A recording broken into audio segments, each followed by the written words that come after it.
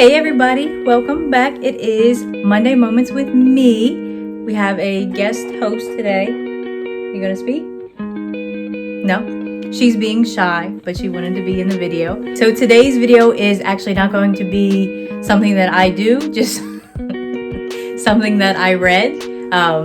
So it'll be all about You Are a Badass. I'll kind of go through and pick apart things that I like, pick apart things that help me. So stay tuned and we will dive into the book in just a sec.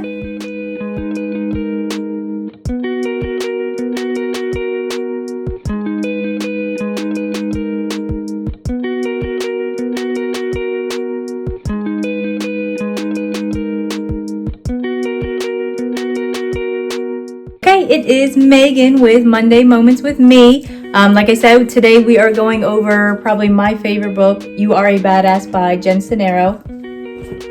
There are probably 1,000 reasons why I liked it. When I decided to really make reading a big part of my self-improvement, it was the first book I read and kind of just spiraled into everything that I've done the past, I'd say probably 18 to 24 months where I really dived in. So I definitely wanted to go over it. Definitely recommend it. If you haven't read it already, please go buy a copy or watch a YouTube video about it, or just watch this summary and take some ideas. If you have any questions about it, I am more than happy to talk to you about it and kind of give you my feedback if this video doesn't answer all of your questions. So the book is broken down into 5 different steps for self-improvement. First is, how did I get this way? Second is, how can I embrace my inner badass? Third is, how do I tap into the mother load? Fourth is, how do I get over my own BS? And fifth is, how do I kick some ass? First thing is, how did I get this way? So you really have to kind of dig down into your unconscious thoughts and make them conscious. So the things that you may not realize, thoughts, negative image of yourself, different doubts you may have, kind of bring them to light, face them, stop running from them, and really embrace it. Everyone has faults, everyone has doubts. Once you realize what causes it, it kind of helps you grow past it. Second step is, how can I embrace my inner badass? Basically kind of going back to the first step of recognizing what's holding you back from embracing it and moving from there. So once you recognize what's holding you back, it's automatically going to jump you forward. How do I tap into the mother load? So the mother load, like Jen Sincero talks about, is God, higher belief, source energy. The biggest recommendation is meditation. I try to get into meditation a little bit. It's definitely something I want to pursue further. I just haven't found the right moments, found the right guides to take me into meditation as deep as I would like to. But that's the biggest thing that she talks about, is kind of pursuing meditation to just get that deeper ground, learn to train yourself to get rid of your thoughts, and really be in the moment. How do I get over my own BS? It's going to be different for everyone. So depending on your doubts and your negative thoughts that you're overcoming, it's going to be kind of different how you deal with each one of those. And then, how do I kick some ass? Basically, you're just literally kicking your doubts and your insecurities to the past, getting over them. You're not worried about other people. You're not worried about how you're perceived, what others may think, what you used to think of yourself. So my biggest takeaways from the book is, live in the moment, stop worrying about the past or future things you can't control. There's plenty of things that are going to come up in the future. Some are in your control, some are not. The ones that are not, you can't concern yourself with. Whether it's a family member, a friend, whatever they're doing in the future, wherever they're going, if it doesn't concern you and directly affect your life, you can't make it something that will distract your mind. Accept yourself.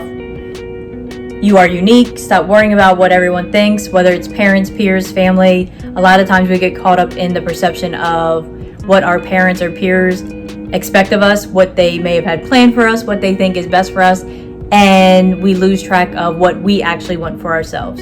So accept yourself, accept your unique uniqueness.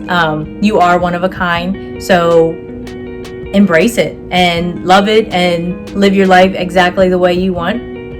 The next part kind of goes back to the meditation piece. Become in charge of your thoughts. Get in touch with your younger self and focus on gratitude. So when you're in charge of your thoughts and they don't just wander or kind of take over in a negative fashion, you will have more control of your emotions. So it goes a whole lot deeper than just your thoughts. It'll control your emotions, which emotions can be kind of devastating for days, weeks, if you get caught up in that downward spiral of negativity. So it's a huge thing and it is challenging. I still struggle with it. I can't fully control my thoughts. Sometimes I'll kind of wander off and have to bring myself back of, Megan, doesn't matter. It's not affecting what's going on. It's not affecting your goals. This is what you're focused on. So stop letting all the other stuff get involved. How do you kind of basically kick some ass, get over your own BS, control your time and energy better? The biggest excuse people have for not pursuing things, not doing things, not leaving their current job for a better job, not leaving their job to become self-employed.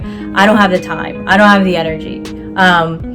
If you break down your day, you'll realize how many hours you actually have. Recently, I did this where I like to go to bed early. My husband is a night owl. My kids tend to be night owls. I'm not. I like to get in bed. It's my end to the night. It's comfortable. But then I noticed I was sleeping maybe like 10 hours. So nothing crazy, but going to bed early. I was still waking up in the morning. I was still up at a good time, but I didn't need 10 hours of sleep. So by eliminating that, I decided take hours, stay up an hour later, get up an hour earlier. Now I'm down to 8 hours, and I just gave myself 2 hours a day back, 14 hours a week, that I could do really whatever I wanted with. So another thing, get rid of your fear, whether it's fear of people's opinions, whether it's fear of failing, fear of succeeding, just get rid of it. And of course, saying it is a whole lot easier. I had a big fear of disappointing my parents, so I tried to follow the guidelines that were set, keep it exactly how it was, whether it was go to the school that they wanted, go to the college that they wanted, get the college degree, and even going to the high school that they wanted. And then I was kind of lost after I got my degree, after I switched majors 3 times. But I was kind of lost as to, okay, now what? You guys, I knew what I was supposed to do and I did exactly as I was told. But since I was doing it for someone else, I never really knew what I wanted to do. And it's probably taken me 35 years to figure that out. But if I would have got rid of that fear of disappointment and figured out what I wanted to do, I feel like my journey through college and kind of finding myself, finding what I wanted to do with my life, what blessing I wanted to be to the world, would have came a lot easier. So I just kind of started figuring out late. So you can start at any time. I admire high school students, college students that already know what they want to do, who have this fearless energy that they're just going to go get it. It doesn't matter how, it doesn't matter why, it doesn't matter what. They just know what they want. Because I definitely wasn't that person. Last thing with the book was make the decision to change. And also a big thing I heard from a financial coach I had, a business coach I had, and multiple books is you have to change your relationship with money. A lot of times we're raised, brought up, society teaches us to have this negative opinion on money, whether it's, oh, there's not enough, oh, you need more to do this, oh, you need a college degree to do this, which costs money and I can't afford that. To have the car you want, you need this. To raise kids the way you want, you need this. And it turns into this cycle that we don't even realize that puts this negative aspect on money. If you turn your relationship with money into a positive one, it changes how you look at it. Since I've been working to do that, I noticed I enjoy giving a whole lot more. I'm not counting my pennies and worrying about, oh, if I give the waitress an extra tip because she was so good, it's going to affect my bills at the end of the month. If I pay a little extra on my car, it's going to change things. If I decide to treat my kids to something randomly, not birthday or anything, just buy them some clothes, buy some shoes, then it makes you feel good. When it makes you feel good, you have that desire to work harder, earn more, and it just changes the whole relationship with money into a positive one. So that kind of summarizes my favorite book, You Are a Badass by Jen Sincero. She has a whole series of different ones, but I definitely recommend any of her books. It's a very easy read. It's very casual, almost like you're sitting there talking to a friend about it. So it made it very easy to read. Definitely get the book.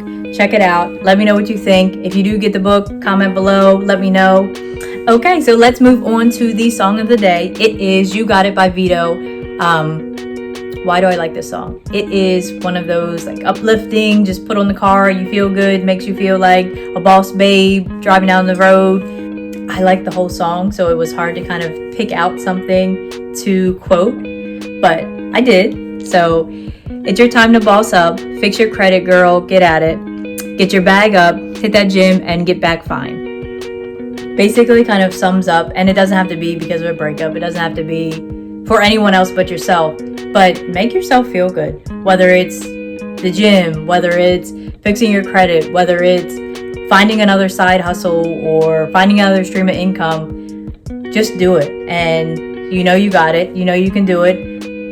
You just have to put action behind the thoughts and the words. So that is it for this episode.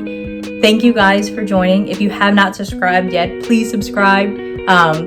Like, comment, let me know what you think. Let me know if you have any thoughts. If you've read the book and have other opinions or other important facts, please feel free to comment. And I will see you guys next Monday at 7 a.m.